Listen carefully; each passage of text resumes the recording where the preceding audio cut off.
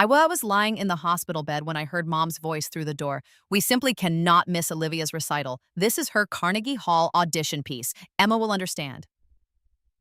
My hands trembled against the thin hospital blanket. Tomorrow was my surgery, the one that would determine if I'd ever walk again without pain. The experimental procedure that Dr. Morrison had fought the insurance company for months to approve. My one chance. But her surgery? Dad's voice was weak, already giving in. Emma's condition has been the same for 3 years. One more day won't matter. Olivia's future matters. This recital could change everything for her. I closed my eyes and felt the familiar burn behind my eyelids. The tears didn't come anymore. I'd run out somewhere around year 2 of being the invisible daughter. That's when I remembered. I'd lived this before. The memory hit me like a freight train. I was 34 years old, dying alone in a nursing home, my spine twisted and broken from a botched surgery that happened because Dr. Morrison had been forced to use a less experienced surgical team. The team that was available on short notice. The team that made a mistake they couldn't fix. I'd spent my last conscious moments remembering this exact day, my parents' choice, Olivia's triumphant smile, the beginning of my end, but I was here again. Somehow, impossibly, I was 18 again, and I had a choice to make. The door opened. Mom didn't even look at me as she grabbed her purse from the chair. Emma, we've rescheduled your surgery for next week. Dr. Morrison was very understanding. No, he wasn't, I said quietly. She finally looked at me, irritation flickering across her face. Excuse me? Dr. Morrison wasn't understanding? He told you that the surgical team he'd assembled was only available tomorrow, that rescheduling meant he'd have to use whoever was available, that it would compromise the outcome. Her jaw tightened. Your sister's recital is more important than whether I'll be able to walk properly for the rest of my life. Yes, I heard you through the door. I pulled myself up, ignoring the shooting pain down my left leg. Go to the recital, I'll handle the surgery myself. Don't be dramatic, we'll be here next week. No, you won't. You'll be in Boston with Olivia for her campus tour at Berkeley. That's the weekend after. And then there's her summer intensive in Vienna, which you'll want to see her off for. You'll always have a reason why Olivia needs you more. Mom's face flushed red. Your sister is a prodigy. She has a gift that could... I know, I've heard it my whole life. I looked at her directly, seeing her clearly for the first time in either lifetime. Go. Be with your gifted daughter. I'll be fine. She left without another word. Dad followed after giving me an apologetic look that meant nothing without action. I waited until their footsteps faded before pulling out my phone with shaking hands. My previous life, I'd been alone for that surgery. I'd had no one. But I remembered something else now, something I'd forgotten in the haze of pain and medication that had defined my last life. I had a grandmother. My father's mother, Evelyn Thorne, had been estranged from my father for 15 years. I'd never known why, only that her name was forbidden in our house, that my father's face would go rigid if anyone mentioned her. In my previous life, I'd been too weak, too conditioned to be the good daughter who didn't ask questions. I'd died without ever knowing the woman whose birthday cards my mother had intercepted and thrown away for years. But I remembered one thing clearly. 3 years from now, in my previous timeline, I'd received a letter from a lawyer. Evelyn Thorne had died and left her entire estate to me, her only granddaughter, Emma. $23 million, a Manhattan penthouse, controlling shares in Thorne Pharmaceuticals. My parents had fought the will with everything they had.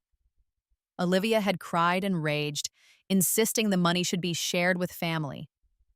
They'd dragged me through court for 2 years while I lay in that nursing home bed, my body broken, unable to even attend the hearings.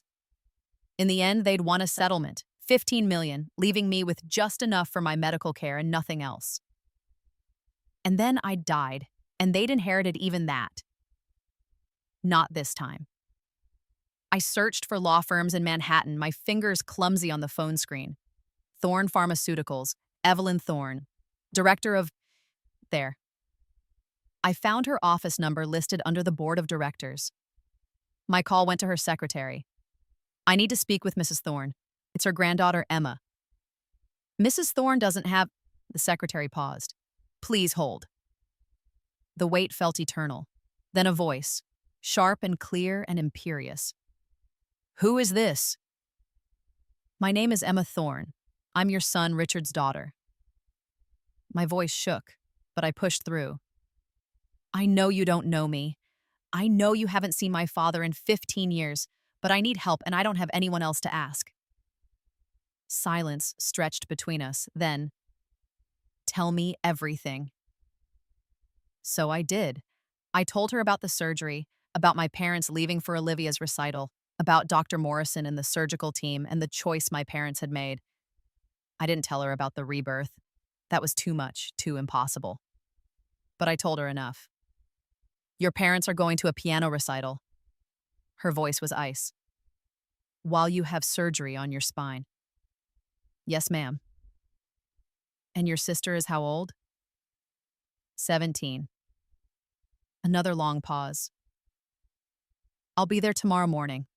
Don't let them reschedule. I'll handle everything else. She hung up before I could thank her. I lay back in the hospital bed, my heart pounding. I'd just set something in motion that couldn't be undone. In my previous life, I'd been too afraid to reach out, too conditioned to believe I didn't deserve help, but I was 18 and 34, the same time now, and I understood something I hadn't before. Family wasn't the people who shared your blood. It was the people who showed up. The surgery happened at 7 a.m. the next morning. I was wheeled into pre-op alone, the nurses giving me pitying looks that I'd grown accustomed to. But just as they were about to administer the anesthesia, the doors burst open. A woman strode in like she owned the hospital, and given the thorn wing we were in, she probably did. She was in her 70s, steel gray hair pulled back in a perfect chignon, wearing a Chanel suit that probably cost more than my parents' car. She looked at me with eyes exactly like my father's, and I saw recognition flicker across her face. You look like your mother, she said, and I couldn't tell if it was an insult or an observation. I'm sorry, one of the nurses said. You can't be in here. I'm Evelyn Thorne. This is the Thorne Memorial Wing, and this is my granddaughter. She moved to my bedside and took my hand. Her grip was strong, certain. I'm here, Emma. You're not alone. I started crying then, tears I'd held back for 3 lifetimes, it seemed. She didn't tell me to stop. She just held my hand until they put me under. The surgery took 8 hours. When I woke up, Evelyn was sitting beside my bed working on a laptop. She closed it the moment my eyes opened. Dr. Morrison says it went perfectly, better than expected, actually. You'll need physical therapy, but you should have full mobility within 6 months. She paused. Your parents called. They asked if you were out of surgery yet. I told them you were stable and hung up. They didn't come back? The recital is this evening. Your mother said they'd visit tomorrow. Her expression was granite. Tell me about your sister's gift. Over the next few hours, while morphine made me loose-tongued, I told her everything. How Olivia had started piano at age 4 and shown immediate talent. How my parents had slowly, inexorably shifted all their attention to her. How I'd gone from being their daughter to being the one who was so understanding about missing birthdays and holidays and parent-teacher conferences because Olivia had a competition, or a master class, or a performance. How I'd learned to make myself smaller and smaller until I practically disappeared. And you? Evelyn asked. What are your gifts? No one had asked me that in years. I like to write, and I'm good at math. I was going to major in actuarial science, but my parents said I should stay close to home for college, help out with Olivia's career. She needs a family support system. Evelyn's laugh was bitter. Of course they did. She leaned forward. Emma, I'm going to ask you something, and I want you to think carefully before you answer. Would you like to come live with me? My breath caught. What? You're 18. You're legally an adult. You'll need extensive physical therapy after this surgery, and I have a full medical suite in my home. More importantly, you'll have space to figure out who you are when you're not living in your sister's shadow. She held my gaze. Your father and I haven't spoken since he married your mother. I won't pretend that relationship can be repaired, but you are my granddaughter, and I will not stand by while you're treated as disposable. They'll fight it. Let them. Her smile was sharp. I've been fighting my whole life, Emma. I'm very good at it. I thought about my previous life. The nursing home, the loneliness, the court battles I'd been too weak to fight. The way my parents had smiled at my funeral while already planning how to spend my inheritance. Yes, I said. Yes, I want to live with you. Evelyn called her lawyer right then from my hospital room. Within 2 hours, I'd signed emancipation papers and a dozen other documents I barely understood. What I did understand was this: I was free. My parents arrived the next morning, Olivia in tow, all three of them wearing expressions of dutiful concern that didn't reach their eyes. How did it go? Mom asked, already glancing at her phone. We need to leave for Boston soon, but we wanted to check on you. It went well. I kept my voice neutral. Dr. Morrison was pleased. That's wonderful, sweetheart. Dad squeezed my hand briefly. We knew you'd be fine. You're so strong. Olivia was staring at Evelyn, who had been sitting silently in the corner. Who's that? That's your grandmother, I said. Your father's mother. Dad went white. Mother, what are you doing here? Meeting my granddaughter, apparently for the first time. Evelyn stood. The granddaughter you were willing to let face major surgery alone so you could watch your other daughter play piano. That's not...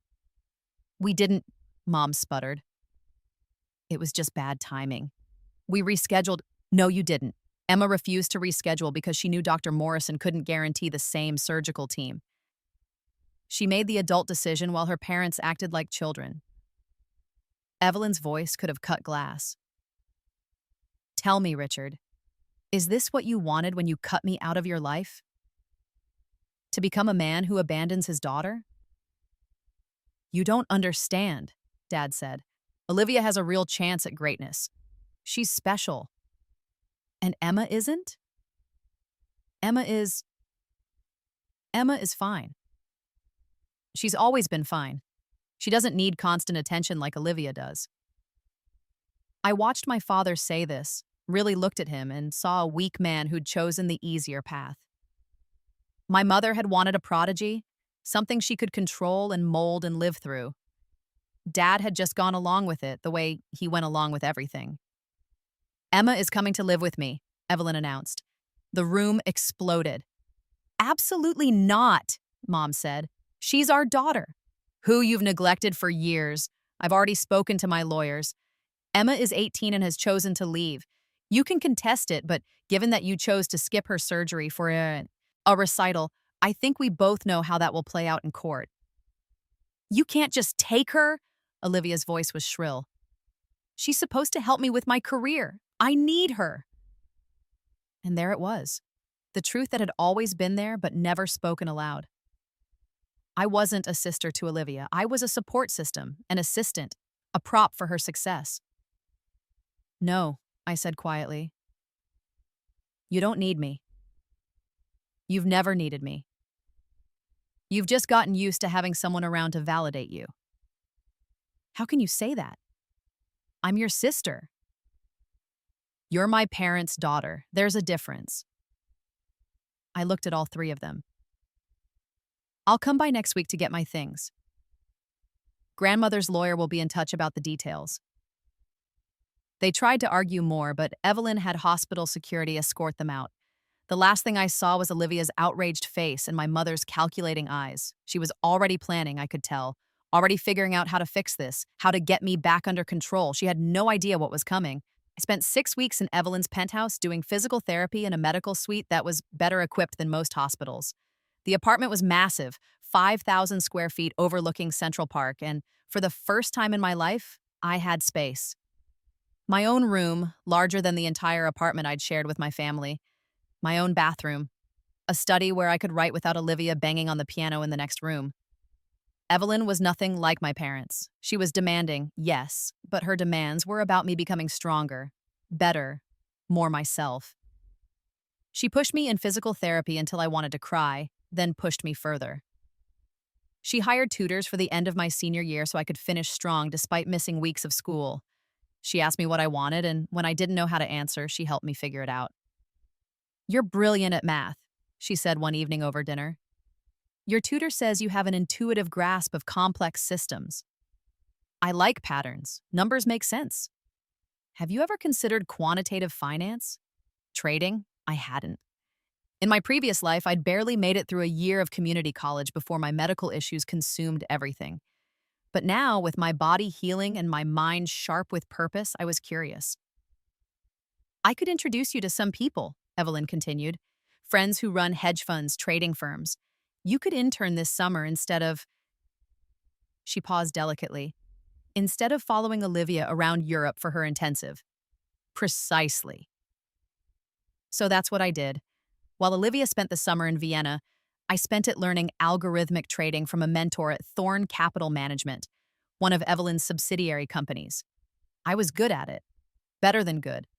I could see patterns in market data the way some people could see shapes in clouds. My mentor, Marcus Chen, said I had a gift for predicting volatility.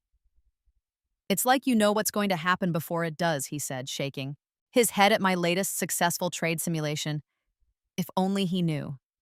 I used my knowledge from my previous life carefully. I knew which companies would soar and which would crash. I knew about the tech bubble that was coming, the cryptocurrency boom, the pandemic that would reshape the world, but I couldn't be too obvious about it. Instead, I made smaller bets, built a portfolio slowly, proved my instincts were sound through lucky guesses that were actually in memories. By the end of summer, I'd turned $10,000 of Evelyn's money, given as a test, into $47,000. Marcus wanted to hire me full-time after graduation. Evelyn just smiled. "That's my granddaughter." I hadn't spoken to my parents all summer. They'd called a few times in the beginning, awkward conversations where they tried to guilt me into coming home.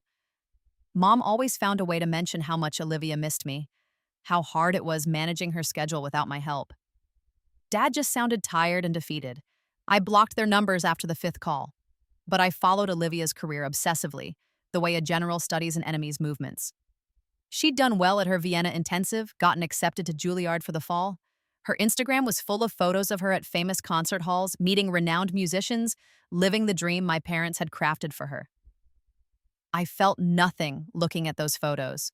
Not jealousy, not anger, just a cold clinical assessment of her trajectory. She was good, I could admit that, but she wasn't as exceptional as my parents believed. She was well-trained, technically proficient, and had been pushed into the spotlight so aggressively that she'd never learned humility or genuine artistry. She played perfectly but without soul. The music world would chew her up eventually. I just had to wait. Or I could help the process along. I started my freshman year at Columbia studying applied mathematics and economics. Evelyn's connections had gotten me in despite missing months of school for recovery, or maybe it was my test scores, which had always been perfect even when no one was paying attention. I lived in Evelyn's penthouse instead of the dorms. Every morning I'd do my physical therapy, now reduced to maintenance exercises. My body had healed better than Dr. Morrison had dreamed. I could walk without pain, run, dance, if I wanted to, though I never had before. I had mobility I'd never experienced in my previous life, and I treasured every pain-free step. My parents didn't reach out when I started college. I didn't expect them to, but in late September, I got an email from Olivia. "Emma, I don't understand why you're being like this. I know you're mad about the surgery, but that's over now. You're fine, right? Mom says you're living with some rich old woman and being brainwashed against your family." "That's not true, is it? I really need your help. Juilliard is so intense, and I'm struggling to keep up with everything. Could you come over and help me organize my practice schedule like you used to? I miss you. Please come home. Liv." I read the email 3 times, looking for any genuine emotion beneath the manipulation. There was none. She missed having an assistant. That was all. I deleted the email and went to class. In October, Olivia had her first major recital at Juilliard. It was a big deal. All the first-year students performed, but it was also a showcase for donors and industry professionals, the kind of event that could launch careers. My parents had called the Evelyn's landline, somehow getting the number, leaving a message that I was expected to attend to support my sister. I didn't go. Instead, I watched the live stream from my room taking notes. Olivia played Rachmaninoff's Piano Concerto No. 2. It was the piece she'd been practicing the night before my surgery, the piece she'd played at Carnegie Hall while I'd been under anesthesia. She played it beautifully, technically perfect, every note precisely timed, and completely, utterly soulless. I watched the judges' faces. Most were politely impressed.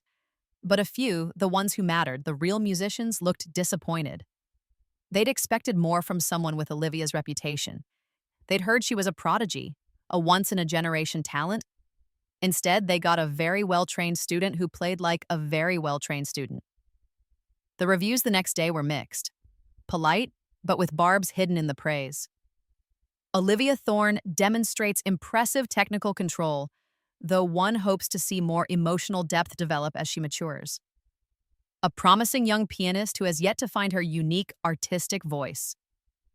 Perfectly executed, though perhaps too perfectly, one longs for the beautiful imperfections that mark true artistry. I read every review and felt satisfaction curl in my chest. This was just the beginning. In my previous life, I'd never paid attention to Olivia's career arc. I'd been too consumed by my own pain and limitations. But now, with clarity and purpose, I could see the trajectory clearly.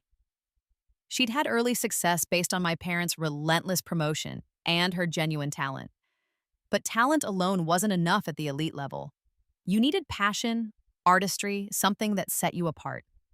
Olivia had been pushed so hard for so long that she'd never developed her own musical identity. She was a perfect mimic with nothing original to say.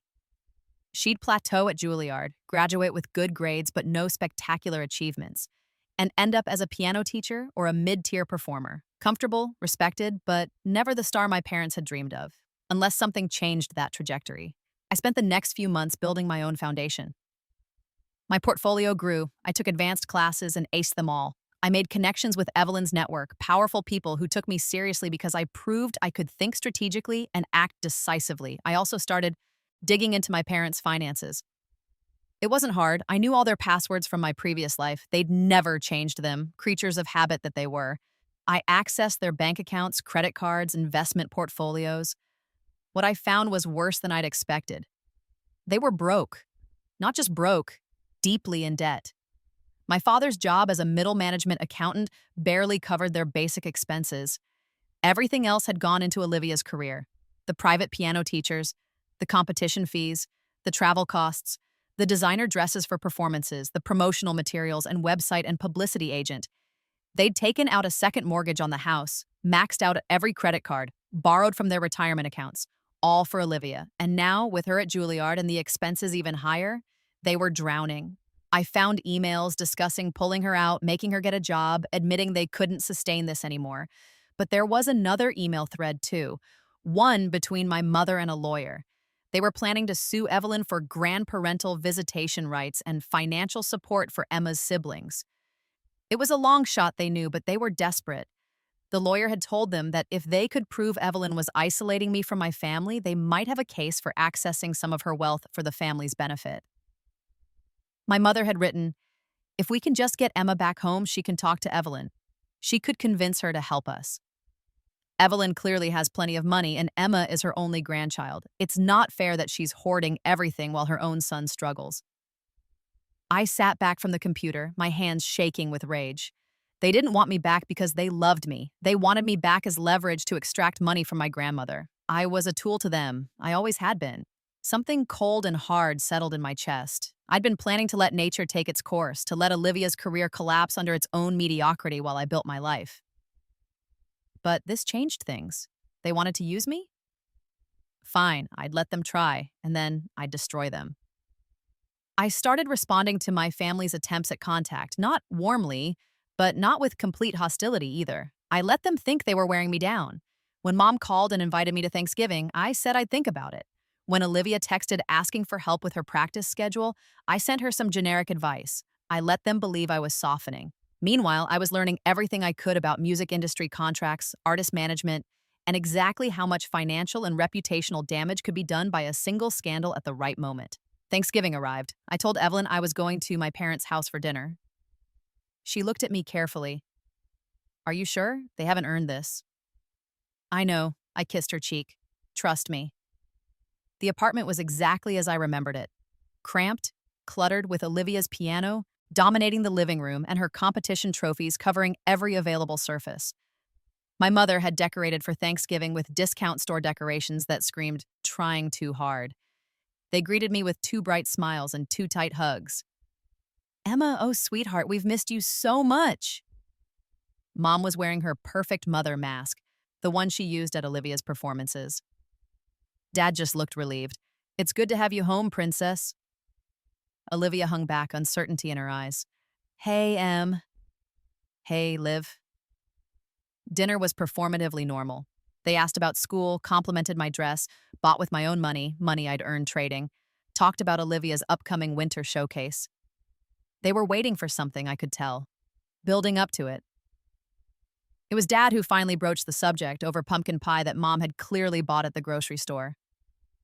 Emma, we've been thinking about family, about how we all need to support each other.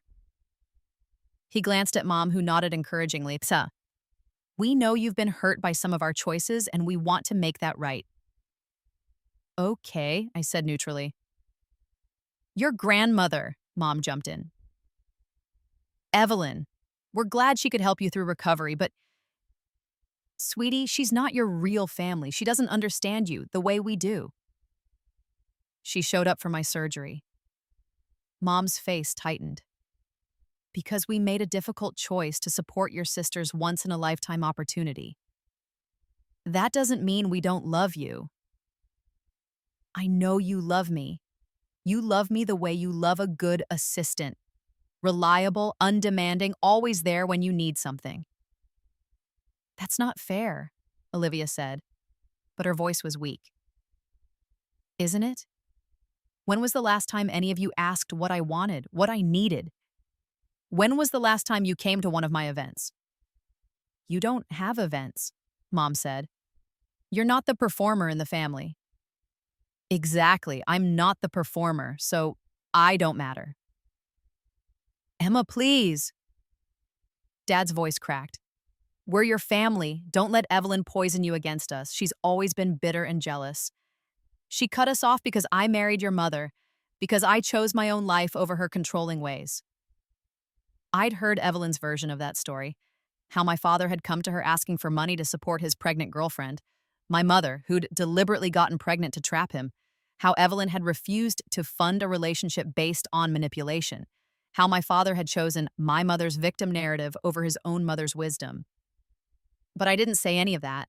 Instead, I asked, what do you want from me? They exchanged glances. Mom took a breath.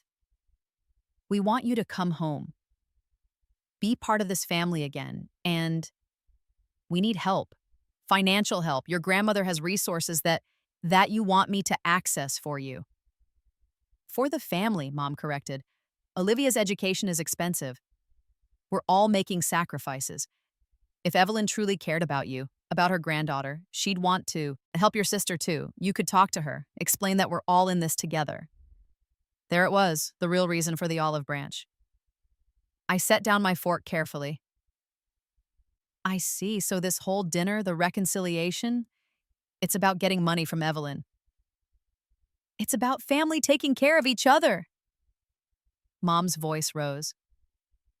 Your grandmother is wealthy beyond measure. Your father is her only son.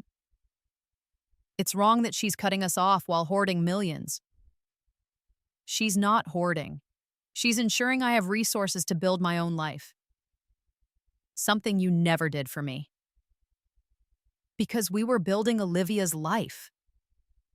Someone has to sacrifice for talent. And I was elected the sacrificial lamb without ever getting a vote. I stood up. Thank you for dinner, and for clarifying exactly where I stand. Emma, wait. Dad reached for me. Tell me something, I said. In my entire life, can you name one time you chose me over Olivia? One birthday you remembered, one school event you attended, one moment where I was the priority? Silence.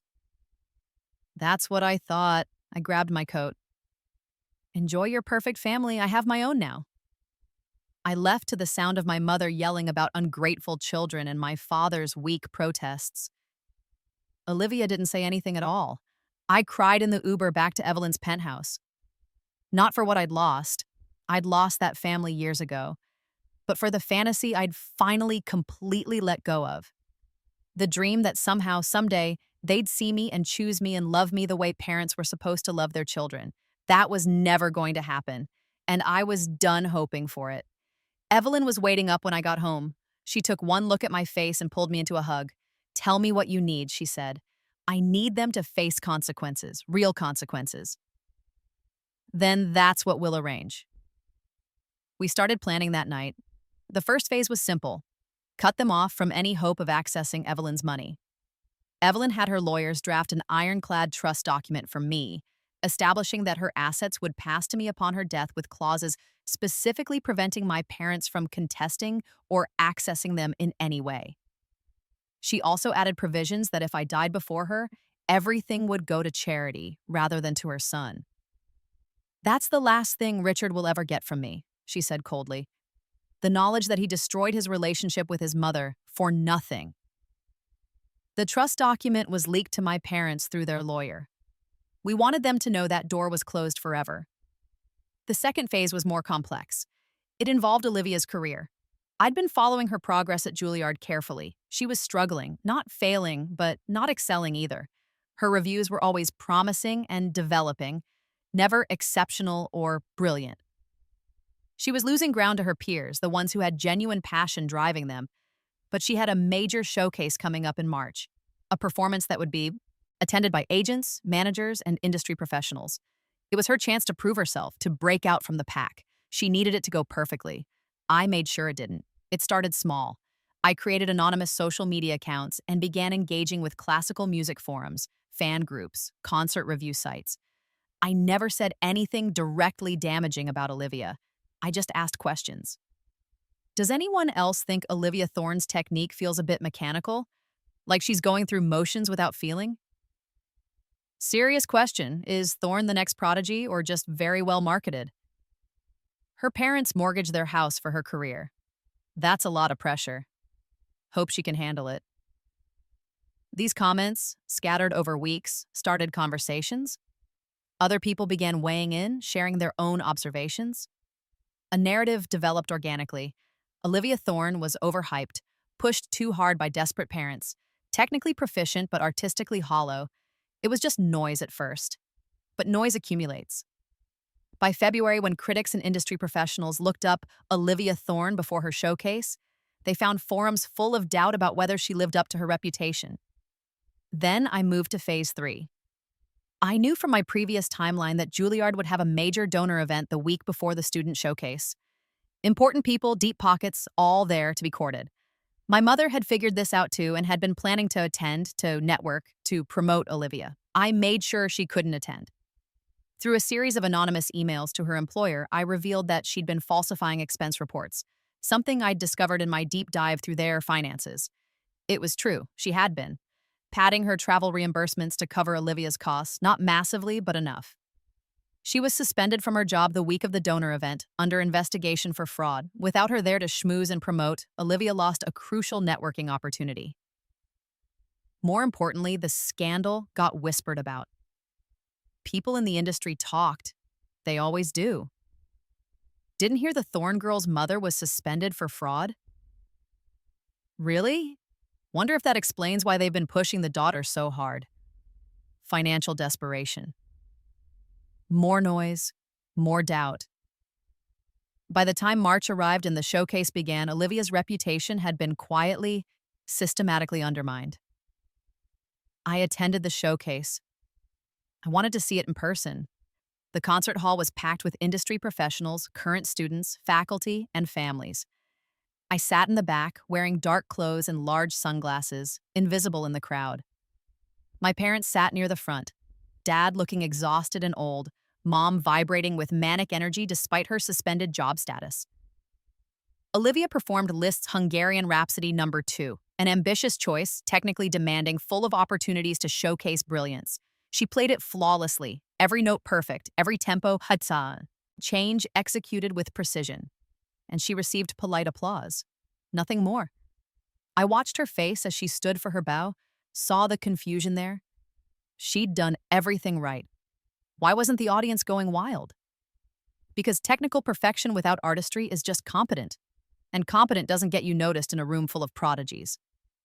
The other students who performed that night, the ones who took risks, who played with passion even if they made small mistakes, who put themselves into the music, they got standing ovations. They got agents approaching them afterward. They got buzz. Olivia got, "That was lovely, dear," from a few polite patrons. I left before the reception, but I followed the aftermath online. The reviews were devastating in their politeness. Olivia Thorne delivered a technically proficient performance that unfortunately lacked the emotional depth one hopes to see at this level. While Thorne's execution was flawless, one couldn't help but wonder if the pressure of being labeled a prodigy has stifled her artistic development. A perfectly adequate performance from a student who may need to discover what she wants to say through music, rather than simply playing what she's been taught. The final blow came from a prominent classical music blogger who'd been at the event. "I've been hearing about Olivia Thorne for years, the next great pianist, a prodigy, the future of classical music. Last night, I finally heard her play. And I have to ask, who decided she was a prodigy? Her parents? Her teachers? Because the music itself doesn't support that narrative. What I heard was a young woman who's been pushed to excel at an instrument without being given time to fall in love with it. There's no joy in her playing, no discovery, just rote execution of complex pieces. It's tragic, really. I wonder who she'd be if she'd been allowed to choose music for herself, instead of having it chosen for her." The post went viral in classical music circles. It sparked debates about parental pressure, the prodigy complex, and whether the industry was complicit in promoting young musicians before they were artistically ready. Olivia's name became synonymous with overhyped and manufactured talent. I waited 3 days before texting her. "I saw your performance. You played perfectly." Her response came immediately. "Then why does everyone hate me?" Because perfect isn't the same as true. She didn't respond. The fallout continued through April. No agents contacted Olivia. No major performance opportunities materialized. Her social media, which had once been full of congratulations and opportunities, became an echo chamber. My parents, meanwhile, were spiraling. Mom had lost her job after the investigation uncovered a pattern of fraud. Dad was working overtime to cover basic expenses. They'd put all their eggs in the Olivia basket, and the basket had shattered. I knew from checking their emails that they'd tried to reach out to Evelyn through lawyers, through social media, even through showing up at Thorne Pharmaceuticals' reception desk. She'd blocked them at every turn. Their last hope was me. The email came in late April from my father. "Emma, I know I have no right to ask anything of you. I know we've failed you in ways I'm only starting to understand. Your mother and I are facing bankruptcy. We're going to lose the house. Olivia is losing her scholarship at Juilliard because we can't afford the remaining tuition. I'm not asking you to forgive us. I'm asking you to help your sister. None of this is Olivia's fault. She's just a girl who loves piano and trusted us to guide her. Please, if you have any influence with your grandmother, any way to help." Olivia is talking about dropping out of school entirely, getting a job, giving up music forever. After everything we've sacrificed, everything she's worked for. Please, I'm begging you. Dad, I read the email 3 times, looking for an acknowledgement of what they'd done to me, an apology, any recognition that I had been systematically sacrificed for Olivia's career. There was none. Just desperation and an ask for help.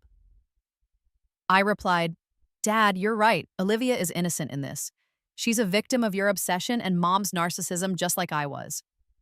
The difference is that she was the golden child and I was the scapegoat. You made choices. You chose her piano recital over my surgery. You chose her comfort over my basic needs for 18 years. You chose to mortgage your future on the fantasy that she'd become famous enough to make it all worthwhile. Those were your choices. Now you get to live with the consequences. I will not be asking Evelyn for money for you. I will not be helping you avoid bankruptcy. I will not be saving Olivia's career. But I will offer Olivia one thing, a way out. If she wants to stop playing piano, if she wants to discover who she is beyond the prodigy, she can come stay with me and Evelyn. We'll support her while she figures out her life. She can go to therapy. She can explore other interests. She can just be a normal 20-year-old for once, but she has to choose that for herself. Not you, not mom, her. And if she chooses to stay with you to keep chasing the dream you created for her, that's her choice too. But I won't fund it. You asked me once to understand about sacrifices. I do understand. I understand that you sacrificed me for Olivia without ever asking if I was willing. Now you're asking me to sacrifice myself again. The answer is no. Emma, I sent the email and waited. 2 days later, my phone rang. It was Olivia. Is your offer real? Her voice was raw. I could really come live with you? Yes. Even after everything. Even though I never stood up for you. I never told them to stop treating you like you didn't matter. You were a kid being manipulated just like I was. Your crime was being the favored one. I don't blame you for that. She was quiet for a long moment. I don't love piano, Emma. I don't know if I ever did. It's just what I've always done, what everyone expected. But every time I sit down to play now, I feel like I'm suffocating. Then stop playing. Mom will disown me. Good, she's toxic anyway. Olivia laughed, a broken sound that might have been a sob. When can I come over? Whenever you're ready. She showed up the next day with 2 suitcases and eyes red from crying. Evelyn took one look at her and said, "Guest room at the end of the hall. We'll have dinner at 7.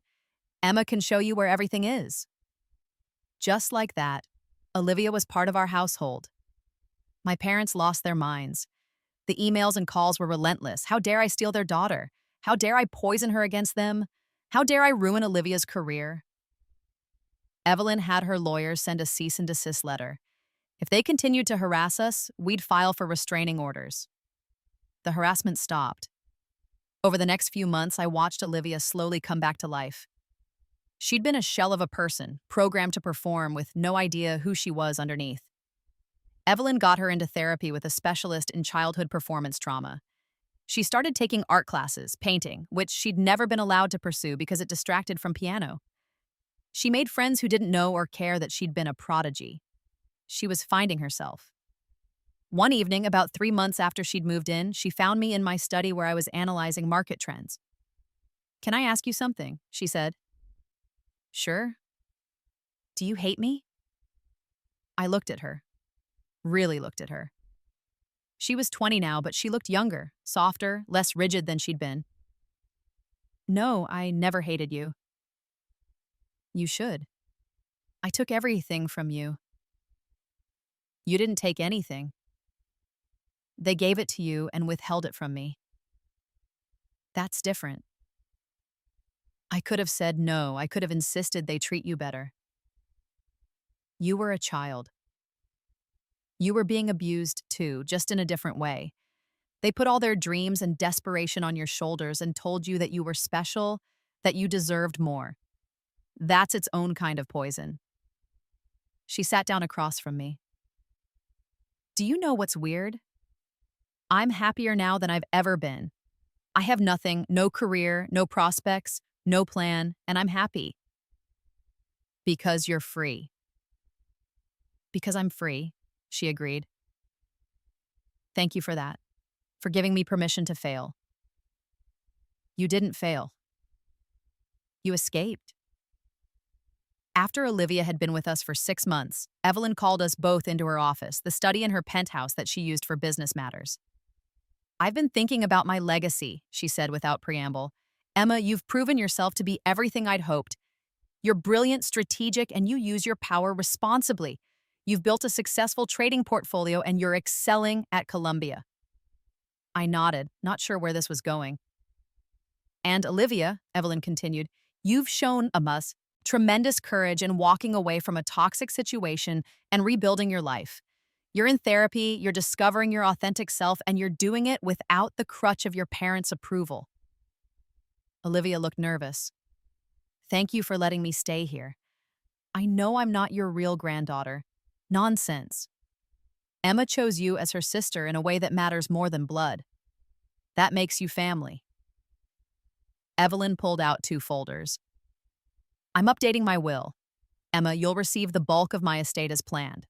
The pharmaceutical company, the investment portfolio, this penthouse, and the liquid assets. She handed me a folder, then turned to Olivia with the second one. Olivia, you'll receive a trust fund. $5 million, accessible when you turn 25 or finish a degree program, whichever comes first. In the meantime, the trust will pay for your education, therapy, and living expenses. There are conditions. You must remain in therapy for at least 2 years. You must pursue education or training in something you genuinely care about, and you cannot give or loan any money to Richard or Margaret Thorne. Olivia's hands shook as she took the folder. I don't know what to say. Say you'll build a life worth living. That's all I ask. We both promised we would. The news of Evelyn's updated will somehow leak to my parents, probably through the lawyer's office, though we could never prove it. The calls and emails started again, more desperate this time. They'd lost everything. The house had been foreclosed on. They were living in a 1-bedroom apartment. Mom was working retail, Dad had taken a second job, and now they'd learned that even in death, Evelyn was choosing us over them. My mother's final email was venomous. You poisoned our daughters against us. You turned our own children into strangers. I hope you're satisfied with destroying a family. I hope the money keeps you warm at night because you'll never have real love. You're a bitter old woman who couldn't let go of a grudge, and you've created bitter young women just like you. Emma was such a sweet girl before you got your claws into her.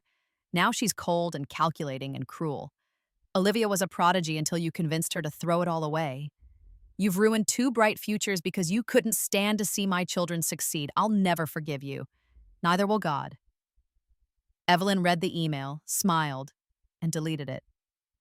Your mother always did have a flair for the dramatic. Should we be worried? Olivia asked.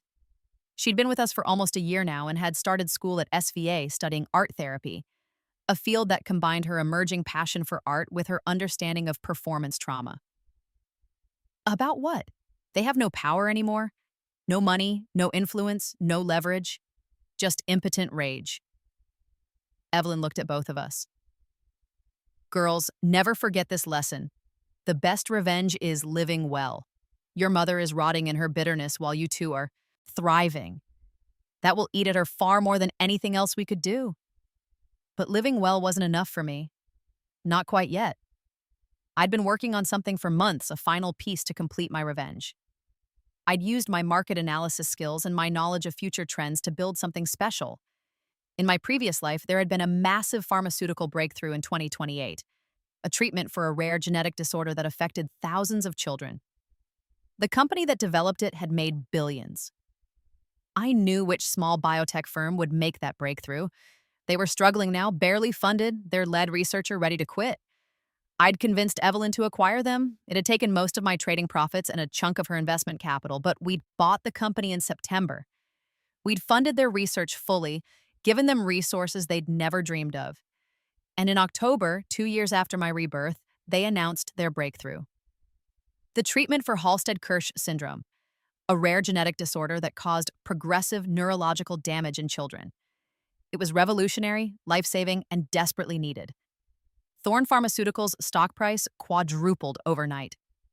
The biotech company we'd acquired was suddenly worth billions.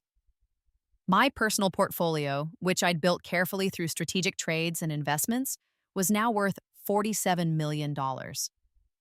At 20 years old, I was independently wealthy. Evelyn was thrilled. I knew you had a gift for this. You see patterns no one else sees. If only she knew. But the money was just part of it. The real satisfaction came from what I did with it. I established the Emma Thorne Foundation for Forgotten Children, a charity that provided support for children who were overlooked in their families, therapy, educational support, extracurricular activities, college scholarships, all for kids who were living in the shadows of their more special siblings. The foundation launched with a $50 million endowment, my money plus matching funds from Evelyn. The press coverage was extensive, especially when I did an interview explaining the foundation's mission. I know what it's like to be the forgotten child, I told the reporter, to be the one who's supposed to understand, to sacrifice, to be endlessly flexible while your siblings' needs always come first. Those children deserve to know they matter. They deserve resources and support and someone who sees them. The interview went viral. Thousands of people shared their own stories of being the forgotten sibling, the overlooked child, the one who was fine while their brother or sister got all the attention. My parents saw it, of course. Everyone they knew saw it. The comments section was brutal. Wow, her parents sound like narcissists. Can you imagine choosing a piano recital over your daughter's surgery? What kind of monsters? The sister is probably a mediocre pianist who only got attention because the parents couldn't handle having a daughter who didn't need them. Good for Emma for breaking free and using her success to help others. That's real class. My mother tried to do damage control, posting on her Facebook about how I was lying, how they'd always loved me, how I was bitter and ungrateful. Her friends politely liked her posts. No one commented in her defense. She'd burned too many bridges over the years, alienated too many people by endlessly promoting Olivia while dismissing me. Now the social consequences were coming due. My father sent me one final email. Emma, I saw your interview. I know you probably won't believe this, but I'm proud of you. You've become an incredible young woman despite everything we put you through. You were right about all of it. We failed you. I failed you. I was a coward who let your mother make all the decisions, and I told myself I was just keeping the peace, but I was really just avoiding conflict at your expense. I don't expect forgiveness. I don't deserve it, but I want you to know that I see now what we did, and I'm sorry. I'm so sorry. Your mother won't admit fault. She's tripled down on her belief that we made the right choices, that you're just bitter, that Olivia could have been great if not for our interference. She'll probably never change. But I'm done with her. I've filed for divorce. I'm moving to Seattle to be near my brother. I'm going to try to build a life that isn't centered on fixing my mistakes or enabling your mother's delusions. I know I have no right to ask anything more of you. You've already been more than generous to Olivia. But if there's ever a chance someday to maybe have coffee and talk as adults, not as father and daughter with all that baggage, I'd like that. If not, I understand. I hope you're happy. You deserve to be happy. Richard, I saved the email but didn't respond. Maybe someday I would. But not now. He'd made his choices, and being sorry didn't erase the damage.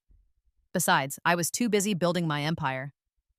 By the time I graduated from Columbia at 22, I had an established career in quantitative trading, a successful foundation, a portfolio worth over $100 million, and a reputation as one of the youngest successful investors in New York. Evelyn was 79 and still sharp as a tack. She'd started teaching me the pharmaceutical business, preparing me to eventually take over Thorne Pharmaceuticals.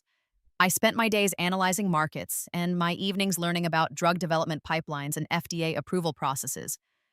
Olivia had graduated from SVA and was working at a nonprofit that provided art therapy to trauma survivors. She was engaged to a social worker she'd met through the foundation, a kind man who loved her for who she was, not what she could perform. She'd played piano once in the past 3 years, at her own engagement party for fun, playing Billy Joel songs and laughing at her own mistakes.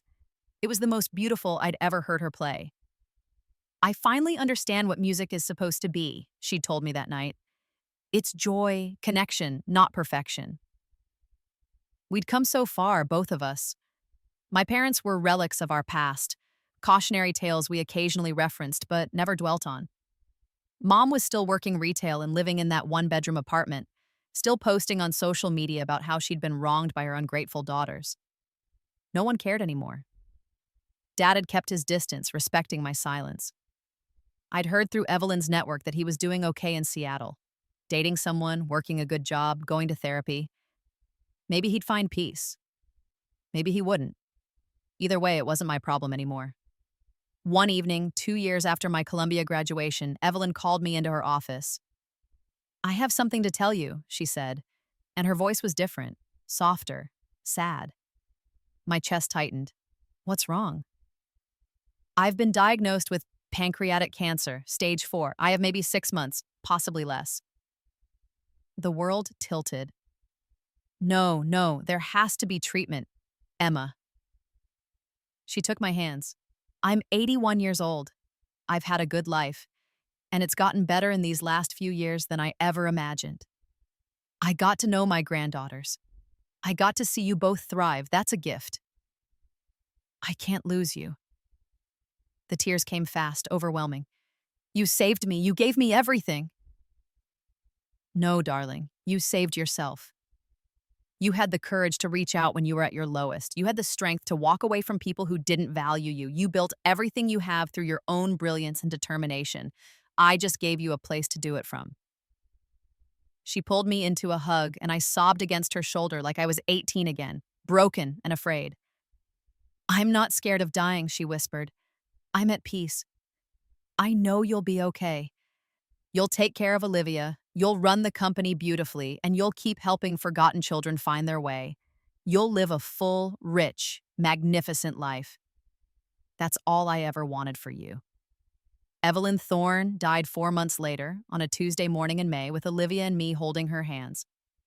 She left exactly the legacy she'd promised. The company, the penthouse, the investment portfolio, all of it mine. The trust for Olivia was funded and ironclad. She'd even left specific charitable bequests to children's hospitals and medical research foundations. And she'd left one final letter to be opened after her death.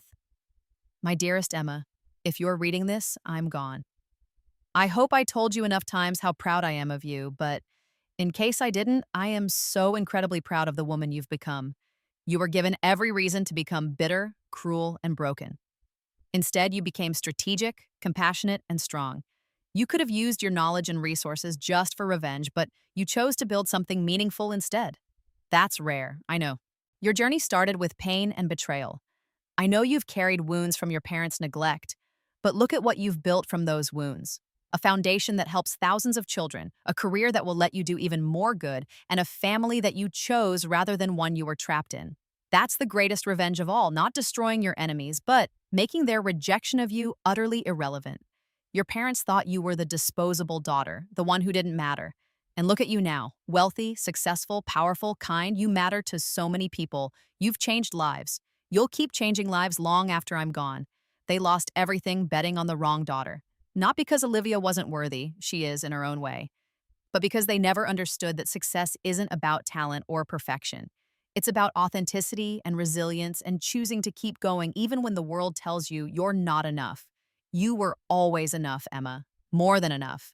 Live brilliantly, love deeply, keep helping the forgotten children find their voices, and know that I will always be proud to have been your grandmother.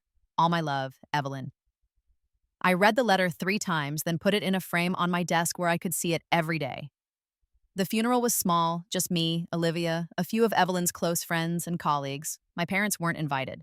They sent flowers anyway, with a card that read, "Condolences to the family." I threw the flowers in the trash. 3 months after Evelyn's death, I took over as CEO of Thorne Pharmaceuticals. I was 24 years old and running a multi-billion-dollar company. The board was skeptical at first, until I outlined my strategic vision for the next decade, including 3 major drug development projects I'd been planning. One of those projects was a new treatment for the spinal condition I'd had in my previous life. The condition that had defined and destroyed that first existence. I was going to make sure no other kid had to live that nightmare. Within 2 years, we'd brought the treatment to market. It wasn't a cure, but it dramatically improved outcomes and quality of life for patients. The FDA fast-tracked it, insurance companies covered it, thousands of kids got to grow up pain-free because I'd lived through agony. That felt like the completion of something. A circle closed. By the time I turned 28, the foundation had helped over 50,000 children. Olivia was directing a major art therapy institute. My investment portfolio was worth over $300 million. And my parents were still living in their separate, diminished lives. Mom in her 1-bedroom apartment, Dad in Seattle with his new family. I'd occasionally get messages from people who knew them. Your mom is still talking about how you stole her daughters. Your dad mentioned you at a family gathering, seemed proud but sad. I felt nothing reading those messages. They were strangers who'd once had power over me. Now they were just people who'd made bad choices and lived with the consequences. The real story wasn't about them anymore. It wasn't even about my revenge, though that had been satisfying in its way. The real story was about the girl who'd been invisible, who'd been sacrificed, who'd died alone and unloved, and who'd been given a second chance to matter. I'd taken that chance and built an empire. Not an empire of money, though I had plenty of that. An empire of meaning, of helping kids who needed someone to see them, of scientific advancement that reduced suffering, of authentic relationships with people who chose to love me. On my 30th birthday, Olivia threw me a party at the penthouse, the same penthouse where Evelyn had first taken me in. It was full of people I loved, Olivia and her husband and their new baby, colleagues from the company who'd become friends, kids from the foundation who'd grown up and stayed in touch, Evelyn's old friends who'd adopted me as honorary family, not a single blood relative in the room except Olivia. And it was perfect. Late in the evening, when most of the guests had left, Olivia found me on the balcony overlooking Central Park. "Do you ever think about them?" she asked. "Our parents?" "Sometimes," I admitted. "Mostly I think about how different my life could have been if I'd never reached out to Evelyn. If I'd stayed small and broken and convinced I didn't deserve better. I think about them too, about how they destroyed their own lives chasing a fantasy." She leaned against the railing. Mom could have had 2 daughters who loved her. Dad could have been part of this. She gestured at the apartment. The party remains, the life we'd built. Instead, they have nothing. Because they couldn't see value in anything that wasn't obvious and shiny. "Their loss," I said simply. "Their massive loss," Olivia agreed. She raised her champagne glass. "To us. The forgotten daughters who forgot to stay forgotten." I clinked my glass against hers. To us. We stood there in comfortable silence, looking out at the city lights, and I thought about both my lives. The first one, where I'd been powerless and small and had died believing I didn't matter. The second one, where I'd seized every opportunity and built something magnificent from the ruins of my parents' neglect. I thought about 18-year-old me, lying in that hospital bed, making the choice to call Evelyn. How terrifying that had been, how brave. And I thought about Evelyn's letter, the part about making their rejection irrelevant. That was it, really. The ultimate revenge. Not destroying them, they'd destroyed themselves, but building a life so full and rich and meaningful that their opinion of me literally didn't matter anymore. They'd chosen Olivia's piano recital over my surgery, and in doing so, they'd lost both daughters.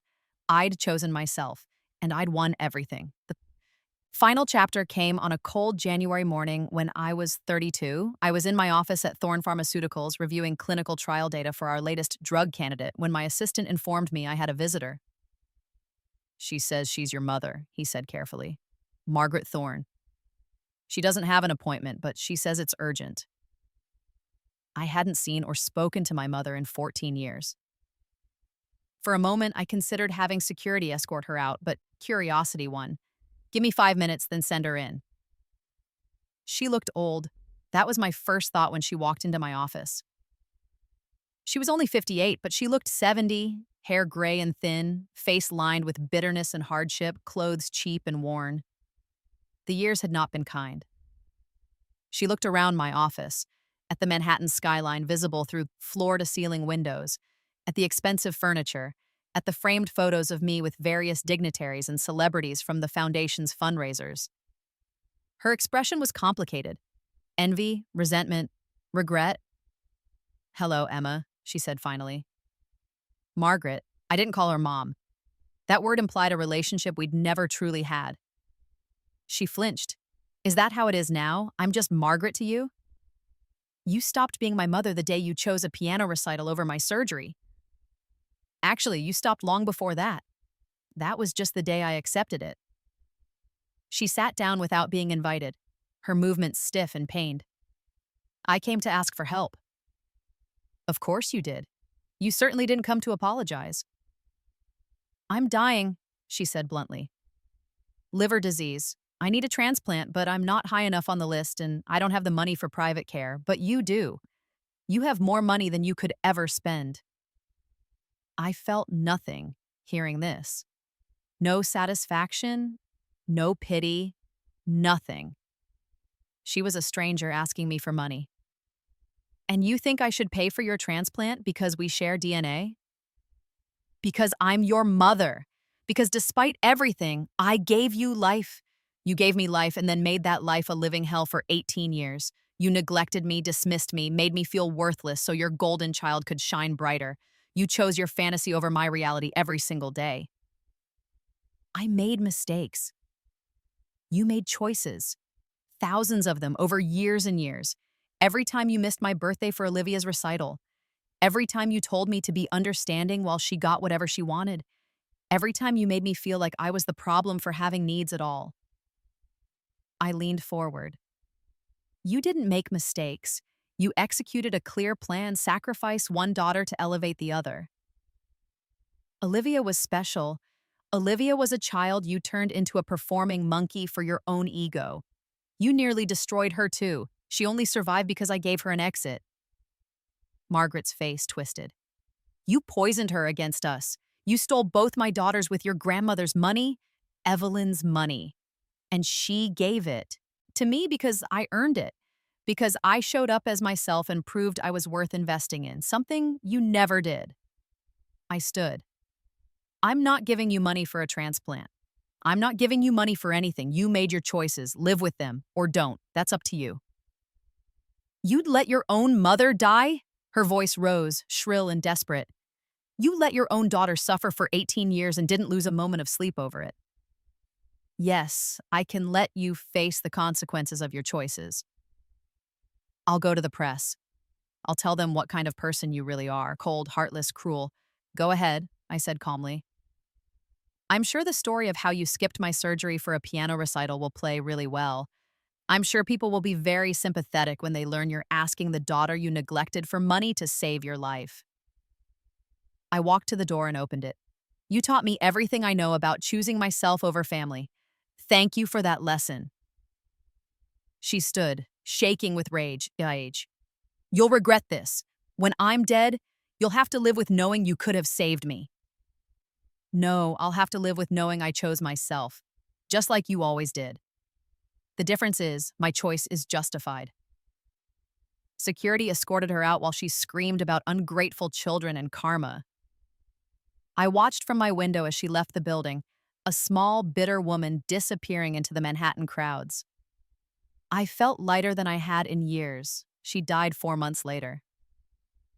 I learned about it from an obituary Olivia found online.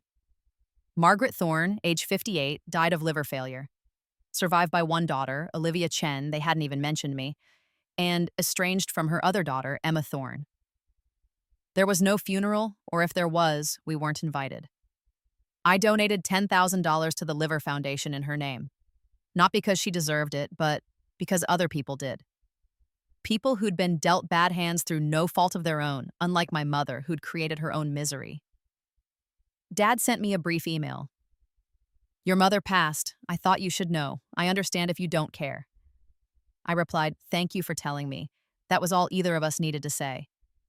Now, at 35, I can look back on both my lives with clarity. In my first life, I died at 34, broken and alone, destroyed by the surgery that went wrong and the family that had never valued me. I'd spent my last conscious moments remembering that day, my parents choosing Olivia's recital, the beginning of my end. In this life, that same choice became my beginning. Because they left me alone, I had to save myself. Because I saved myself, I found Evelyn. Because I found Evelyn, I learned I was worth saving. Because I learned I was worth saving, I built an empire. Their rejection didn't destroy me. It freed me.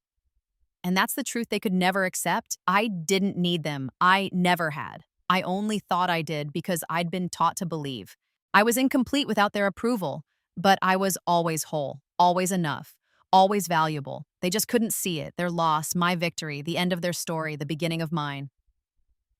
I'm the CEO of a major pharmaceutical company. I run a foundation that's helped hundreds of thousands of forgotten children find their worth.